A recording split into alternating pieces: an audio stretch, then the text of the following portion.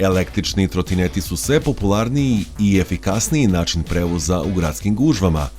Dok se drugi muče peške u gužvi javnog prevoza ili u kolima na brojnim semaforima, trotinet je u stanju da se neometano i sa lakoćom provuče bilo gde. Razor E-Prime trotinet kombinuje ovu efikasnost sa elegantnim stilom, pružajući tako zadovoljstvo u krstarenju gradom brzinama i do 24 km/h, što je vrlo često i prosečna brzina kretanja automobila kroz grad, a i do 6 puta brže od normalnog hoda.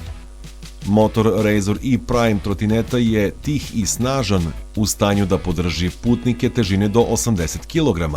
Litijum-ionska baterija pruža do 30 minuta neprekidne vožnje sa jednim punjenjem, dovoljno da ga stignete na drugi kraj grada, do posla ili kuće. Nivo baterije u svakom trenutku možete proveriti na LED pokazivaču sa 5 nivoa. Kako je izrađen od čvrstog ali laganog aluminijuma, E-Prime je težak svega 9,8 kg, pa ga po potrebi možete lako sklopiti u vrlo kompaktne dimenzije i poneti sa sobom bilo gde. Upravljanje ovim trotinetom je izuzetno jednostavno uz regulaciju brzine i kočenja palicom na samom upravljaču.